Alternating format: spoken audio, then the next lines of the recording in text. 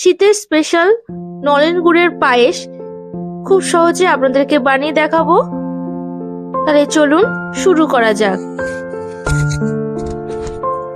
একটা বাটিতে আমি 50 গ্রামের মতো চাল নিয়েছি, আর এই চালের মধ্যে দিয়ে দিচ্ছি 1 চামচ ঘি। এই চালের সাথে ঘি ভালোভাবে আমি মাখিয়ে নিচ্ছি। এটা মাখানো হয়ে গেছে, আর চালটাকে আমি একটু সরিয়ে রাখছি।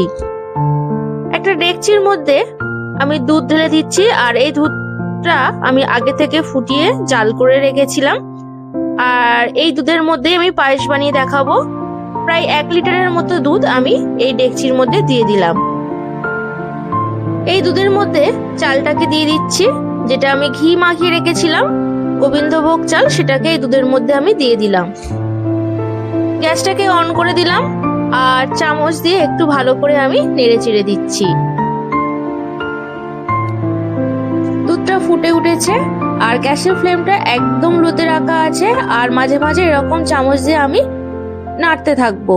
এই দেখুন, দুটো তেজপাতা ছিঁড়ে এই দুধের মধ্যে আমি দিয়ে দিচ্ছি। এখন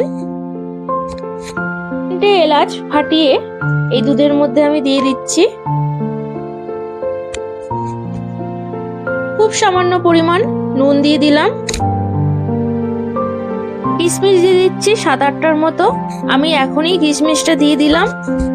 7-8টার মতো কাজু বাদাম ভেঙে আমি দিয়ে দিলাম এই দুধের মধ্যে।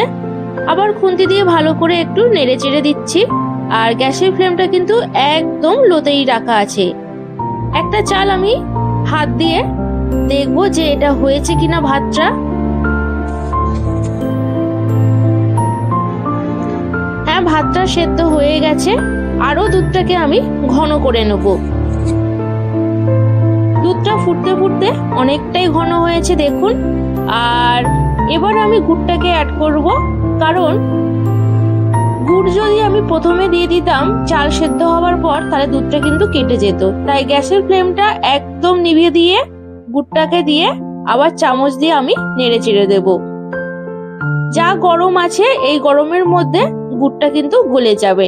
আর একদম কিন্তু ভুলেও আপনারা গ্যাস জ্বালিয়ে কখনোই গুড় দিয়ে পায়েস বানাবেন না, তাহলে কিন্তু দুধ একদম কেটে যাবে, আর খেতেও ভালো লাগবে না, দেখতেও ভালো লাগবে না।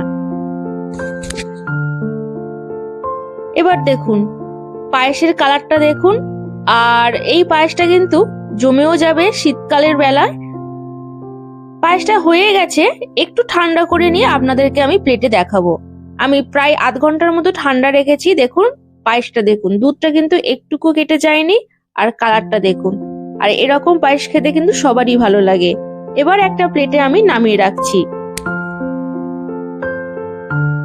একটা বাটিতে আমি তুলে নিলাম। দেখুন কত সুন্দর দেখতে লাগছে, আর আপনারা দেখতেই পাচ্ছেন যে দুধ কিন্তু একটুকু কেটে যায়নি।